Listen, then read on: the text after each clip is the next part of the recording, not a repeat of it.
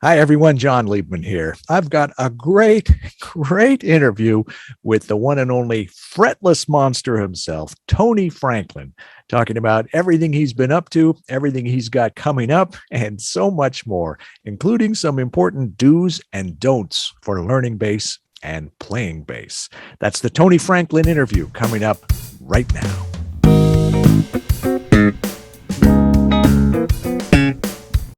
Hi, Tony. How are you?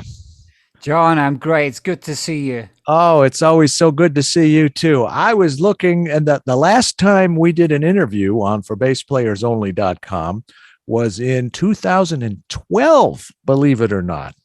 Really? Is that long ago? That's incredible. Yes, it is. You were talking all about Kenny Wayne Shepherd, your signature basses, rock and roll fantasy camps, maintaining a vegan diet, and playing Chopin on the piano.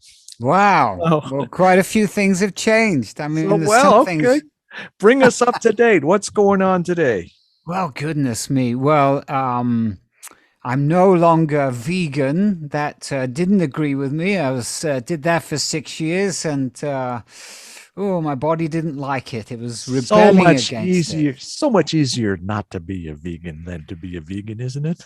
Yeah, and well, hey, each to their own. I have some good friends who are dedicated vegans and they do very well off it. But I think that the whole key is to just be aware of what your body needs, and your body will let you know. What'd you say? Oh yeah, it just told me what it needs.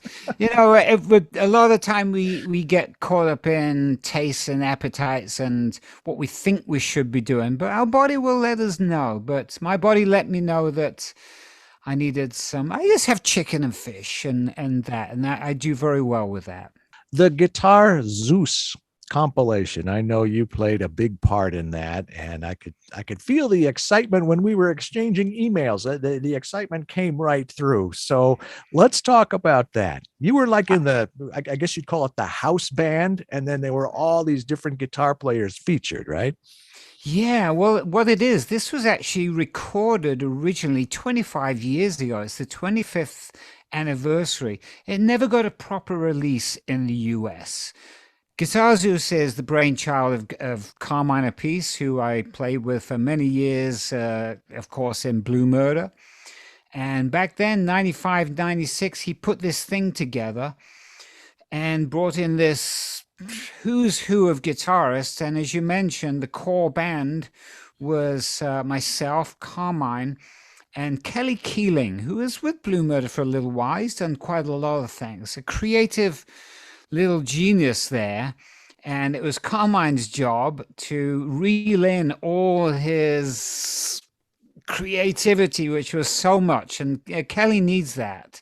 He has so much, so many ideas. He can't keep a track of it. Carmine was like the ringleader of all the pieces of paper and notes and everything, and put them into this fantastic project, 2 albums worth of stuff that and Carmine and myself were just on fire. We were in a real zone post Blue Murder, and still had that vibe whenever we played together. Feel a We sneeze coming on. Excuse Yeah, me. well done on suppressing that. I'm not so good at that, and it Thank gets you. embarrassing sometimes. But we were just in the zone, and all of it was recorded live in the studio with Kelly, myself, and Carmine, just really jamming and stretching out. And it's to me, it still sounds very fresh and modern. And as it was all analog as well, and just very warm, rich sound. So, yeah, I am excited about it. I'm excited for the opportunity for people to hear this because it was something very, very special. Well, there's a whole big spectrum of stuff because there's so many players. Oh, well, yeah, you've got Brian May, Zach Wild, Steve Morse, Paul Gilbert. I think Ingve's on there, and that's just the beginning. Slash. I mean, it was Yeah. it was pretty amazing, Jennifer really, the list Batten, of. Vivian Campbell, and on and on. Yeah, thank you. There's so many. I know I'm missing some. We just redid or revisited one, which was actually one of my songs from back then called Mystified, and Tommy Thayer played on that. So he was a new one to the mix. It's fantastic, and I really hope it gets out there. And there's a lot of videos on YouTube as well. So and they're putting out this huge big box set of everything we've Yes. done and the extra stuff that came together recently. It's You pretty know, I exciting. I interviewed Carmine a while back. This Yeah. site is for bassplayers.only.com. I also have a site called for guitarplayersonly.com. Carmine obviously is not a guitar player, but I thought it was more fitting for that site. I do own for drummersonly.com. No announcement yet, but it is coming, and for keyboardplayersonly.com. Nice. You should. But Carmine could not say enough nice things and good things about you personally, Tony. Oh, well, yeah. He and I have always, from day one, an instant, it was just instant. He and I have always had that deep friendship and respect, and we're still very, very close. So it's just a real pleasure. We talked a bit in the first interview about Fretless and what attracted you to it and why you like it and all that. That interview is up there. Just put in Tony Franklin in the search thing on for bassplayers.only.com. It'll pop right up. But you also mentioned, which I don't know, might surprise a few people, that you were still playing a fair bit of fretted bass. So what is the balance today between fretless and fretted bass? Which I think obviously you play more fretless, but do you play more fretted bass than most people might think? Absolutely. Yeah, yeah, I do. I mean, some recording sessions, that's what they want, and sometimes it's appropriate. But also, I've done tours as well where it is just sometimes it comes down to practicality. I mean, probably right now, and it will vary, of course. I'm probably at the most it's 60-40 fretless to Oh, fretted. that high, And huh? and then on the when it's not so prominent, then it's probably 5% on the fretted. But it does vary. But I love playing both. And the thing is, I seem to play the fretted bass like it's a fretless. Now I'm not talking about the finger positioning because I play in between the frets. Jocko would always play on the frets when he played the fretted bass because that's what you do on the fretless. I go back to playing it like a fretted player. And ironically, on my YouTube and other social media, one of my most viewed videos is me playing fretted bass, playing roundabout with a pick. Chris Squire, of course, the wonderful roundabout Yes song. So, Yes. that was become one of my most viewed ones. It's ironic, isn't it? I always say it. How ironic is it that I'm the Fretless Monster? One of my most viewed videos is me playing fretted bass with a pick. That's funny.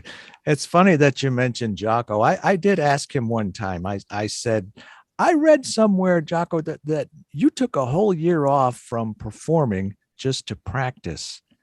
What did you practice? And we were sitting on the floor in his living room, and What he what was. year was this? What This year? was about a month before he died, so it Oh was. yeah, I guess, in the summer of '87. sure. So I'll never forget. He just looked me right in the eye and he kind of shrugged and he said, "Nothing but scales." And then he had a fretted bass he was holding, and he just played a C major scale, one octave. But what I noticed was, even though it was a fretted bass, his fingers were like practically right on the frets. I don't know why Yes. that stuck with me, but I never got that image out of my mind. So I thought it was interesting that you said that. Yeah, unusual though, really for players. I mean, he was so ingrained in the fretless that it was just that habit. I played well. He played fretted first, and then made fretless his thing, as did I. But I always resort to it being a real fretted bass for me. It's like it's a. I don't think of it as the fretted and the fretless. It's just the bass. And so I play it with a lot of glissandos and a lot of kind of vibratos and stuff that you would do on the fretless, but I do them on the fretted. And Interesting. the biggest compliment to me is when I play the fretless bass and people say, "Oh, I didn't know it was a fretless." And and until I let them know, but then some people have done the same with me playing fretted bass. They think it's the fretless, so it's a style thing. It's my voice. And here's a little known fact that I actually, on the firm Satisfaction Guaranteed, that is actually a fretted bass. I listen to it and I'm like, wow, it does sound like fretless, but it's all unfretted. Wow. Do you think the fretless will ever become more mainstream in rock, or do you think it'll always maintain that special quality? Because it's not nearly as prominent as the fretted. So not in rock anyway, certainly. Well, with rock, I think a lot of players get intimidated because you have to nail a lot of whole notes. Usually, and when it's a whole note, you can't really be doing vibrato. So it's, I don't know why, but players Why can't get, you do a vibrato when you're playing a whole note? I mean, you can do the vibrato, but to me, it just doesn't. I am primarily a rock player, even though I've played so many styles. I've done orchestral stuff on the fretless and things and pop stuff and folk, of course. But so my instincts are in rock. And so to me, if I'm going to hit a whole note and hold it, I just want to nail it and hold it. Just feels a pro because it's like you start doing too much wavering stuff. I don't know, it just doesn't seem, that's not what a bass would do on a whole note. You just want to hold it and nail it. I think that is the big factor really about people not wanting to do rock so much. You really do have to nail it accurately, and I don't know, it's just one of those things that thankfully I don't have to think about now. I just kind of go there. Maybe it's muscle memory, or having played fretless bass now for 42 years. Wow. It's crazy. You're a fan of the hip shot stuff too, aren't you? Yeah, yeah. You have that on your fretlesses and your fretted as well. I don't have it on the fretted. Not sure why, really. It went on the fretless. It started on the signature model because I was doing a lot of detuning stuff in Blue Murder when we did a song called Billy. I have it in a different tuning. Billy is in low E. The A is up to B, and then it's a D and a G, so it makes like an E minor seventh chord. You turn the A up to a B? Yes, yes. You don't get concerned about the extra tension on the neck? Well, I've never thought about it until now. I mean, I can always see tuning down, making it looser, but making it tighter, Yeah, well, it's only for one song. These basses can handle Explain that to your bass's neck, that it's only for one song. Is it a long song? Well, it was live, yes. But anyway, the point is, so I did that, and then in the middle of the song, I would tune manually the low E down to a D. And I nailed it. I mean, I had it dialed in, so I never missed it. You knew exactly how much, like Michael Manring. You just know exactly how much. Yeah, well, yeah, it's crazy. He's on another level. Yeah. But then I would retune it again and go back and then back again. So it's I thought, let's just make it easier and just put the hip shot on there. What about the rest of your gear? You use Tech 21 stuff too, don't you? You're in their Hall of Fame. So I used it. I didn't even know I was in their Hall of Fame. I used their stuff for a good 10, 12 years. And of course, God bless Lloyd Schwartz. He was, that was a sad loss. That was quite a shock. I didn't even get off the plane. The plane lands, you turn on your phone. I'm like, oh my God, on the way back from NAMM. Yeah, he was, didn't know him well. He didn't say a whole lot, but I know Dale Crevens. That's who I know. Lloyd was always my man, and Dale too, but Lloyd I've known for many, many years. We'd only see each other at NAMM, but we'd always hang quite a bit there. I go through phases of different things, but the phases usually last about 10 or 15 years. Okay. Let's talk about playing bass and learning bass. For bass players only, even though we've got over 800 interviews so far, 801 after today, we're actually a bass instruction site. Yes. We've got people coming from pretty much every state in the US and 50 some countries worldwide coming to ForBassPlayersOnly.com to learn how to play bass. And most of the people I attract tend to be men in their 50s, 60s, 70s. And they're not trying to be rock stars. They're not trying to set the world on fire. They just want to play the bass, maybe get together with their friends, play some blues shuffles, some classic rock riffs, maybe some walking bass, a little funk R&B. So, in that context, what do you think is important? What advice do you have for someone who wants to learn bass? What do you think they should know? Yeah, yeah, great. Well, actually, I do a few private lessons. I'm giving people the foundations and the subtleties and all the tools. Just things like finger positioning and shifting and the subtleties, all about those subtleties. And there's so many subtleties. A lot of the time people want to get into the acrobatics. They want to get into the clever stuff. You only have to go to a NAM show to see that. God bless you all. You're technically amazing. You do stuff that I cannot even do or would even attempt to do. But at the same time, you just tell them to play the Temptations, Papa Was a Rolling Stone, which you obviously know that one. And I think that might have been the great Bob Babbitt, not James Jameson on that one. I think Could have it been might both. have been, but it's that line does not falter, but it's just the same riff. Do-dum, Doom, do-dum, doom, boom, doom. do-dum. Yeah, exactly. For 6.5 minutes, it doesn't change. And yet it's hypnotic, it's powerful, it's sexy. And no amount of fancy chops will, you gotta stick it down to the basics, the consistency of the tone, the timing, the awareness of the meter, and just really nailing that.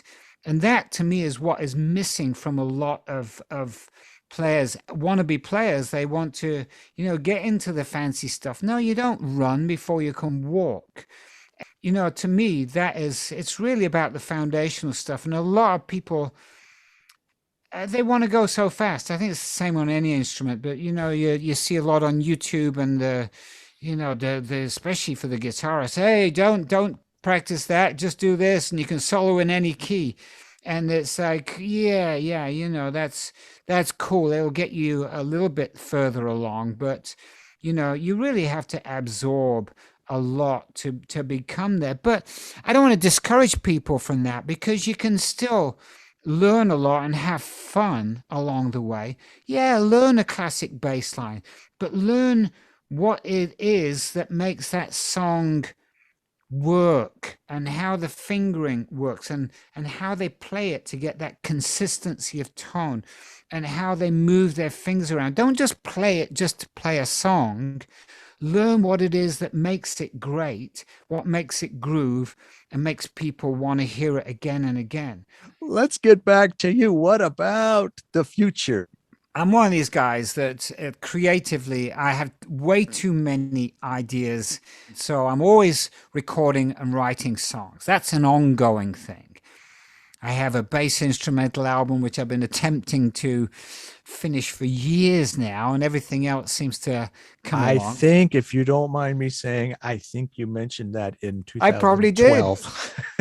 Yeah, and if you'd interviewed me in 2002, I'd have probably said the same thing. Okay, well, if I interview you again in 2022 or 23, Well, let's no, get well, we'll that see. done already. Come on, Yeah, man. no, absolutely, The world's absolutely. Yeah. waiting for you, man.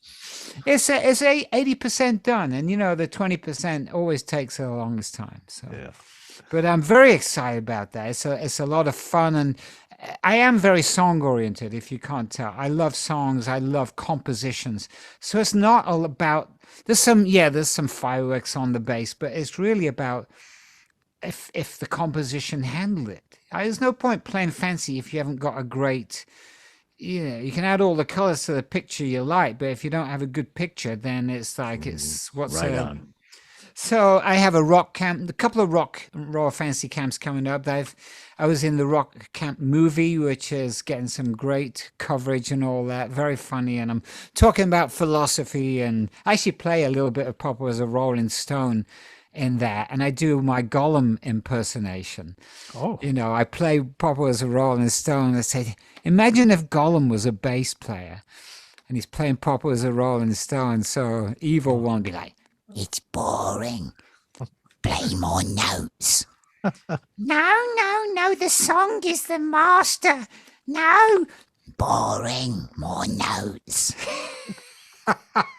So anyway, we have a Dave Mustaine, Steve Morse, and Nico McBrain at the upcoming rock camp, and then there's another one in March.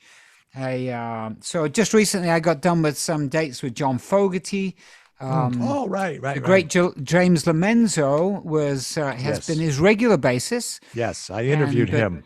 yeah, Uh, and he it's went out and did some shows with Megadeth, of course. right. And so I stepped in and did a month, almost a couple of months of shows with John, which was just so fantastic. What a catalog of songs! I mean, the hits are just crazy. And he's 76 or whatever he is. Yeah. He has the energy of a 50-year-old. John Fogerty does, and he never uses a lyric cue sheet, and he's still everything's in the same key. He's hitting all the notes. It's what an honor it was to do that, really. I interviewed James Lomenzo, and shortly before that, I interviewed Stu Cook. Did he was he on your mind at all when you were playing with John, or you weren't playing fretless on that show, were No, you? no. There you go. That's another Fred one. You see, that was Yeah. appropriate for that. So it really depends. So, well, no, not. I mean, of course, I was playing homage to the originals, but I also checked out the recent live versions so that I embody it all. And John was great. He loves to jam. I mean, there's a busy arrangements going on, a lot of changes and like things that happen once and that with that. There's a lot more going on. People think, oh, it's just Creedence Clearwater Revival. It's easy stuff. No, it's not. There's a lot going on with all that. And Did you so sing on that show too? a little bit, yeah, yeah. Down on the corner. Yep, and so it was fun. It was a fun one. Kenny Aronoff played drums, so Oh, that that's was fun. just a ton of fun. And then I actually have some starting to do a few shows. Hasn't even really been announced yet, but with Lou Graham coming up next year. And A what else? foreigner Of course, book. I'm always busy with sessions. I do the home recording thing. That's been great during all the lockdown stuff. I've been actually inundated with recording sessions here. So from all over the world, it's wonderful. I love it. You got your recording set up there, so you know all about that. And And I so bet you're hired more for fretless than for fretted. I'm just guessing. yeah, absolutely. People Okay. are going to contact me and they want to have fretless bass. Yeah. And then what else? Oh yeah, I just launched my bass infused. Sorry, my Tony Oh, Franklin's Mojo infused bass oh, strings. I have a note here. I was going to ask you about that. I'm so glad you Yeah, mentioned that. Yes, the Mojo infused bass strings, DR, right? they're the strings I've been using for 25 years. They're the DR Sunbeams. I just love those. I use them on the fretted and the fretless. All right. Well, you teased a lot that we can do for a follow-up interview. Let's try not to wait 9 or 10 years before we do it again. And Yeah, well, once I get some stuff out. Oh, I'm also recording a solo band EP. I signed a deal with Golden Robot Records out of Australia, so that's going on too. It's as if there's not enough to add to the plate. So all there right. will be a lot to talk about, and I will definitely follow up. I appreciate your support and enthusiasm, John. It's great, and what you're doing for the bass community and everybody. So thank you for all that you do. Well, thank you. And we love the music that you've contributed, past, present, and future. Can't wait to see any or all of the new projects that are currently in the works. And I hope they all come to fruition soon, or quick, fast, and in a hurry, as we say. Definitely. I'm working on that, and there's so much to complete, but I'm going to do it Yeah. all, All right. Just pick God one willing. and do that. Then pick another and do that. And then another and do that. Focus, baby. Focus. All right. But here, one last thing. Yeah. I also know how to when my energy is good for certain things. It's like I can do a recording session and be in the zone, and then I can do other things, but then I'll hit a point where that stops and where that focus, like I need a break from that. Or shooting videos and all that stuff. There's only so much of it you can do. So I go on to writing memoirs, and my energy is good for that. So, I get very productive doing a lot of things because I know when is my best time to be focused on those things. There's a time in the window, in the day, window of time when the lighting is perfect in here. So I shoot the Mojo infused bass strings videos and any other things. So it's it's not only on my body clock; it's on the sunlight as well. Yes. Well, I'm insane. I know it. Some things we don't have control over. All right. Well, thank you so much. I love talking with you, and I hope to see you. The January NAMM show is in June in 2022. Did you know that? January. January. Because I remember bumping into you. I think you were with Rudy actually last time I bumped into you at a NAMM show. Yes. So, well, anyway, I hope I see you soon and often. Keep doing what you're doing. Do more of it and finish it. Finish I will. Thank you. And something else. We look forward to it. Tony, thank you so much. And there you go. It's great seeing you. My pleasure. Everybody, look for me on the internet. I'm there. Fretlessmonster.com. Yeah. Everything else /Fretless Monster. Got to put a plug in, haven't we? Yes, we do. Stay healthy, my friend. Take care, and we will talk soon. Sounds great. Thanks, John. Bye Same now. to you. Bye. Thank you.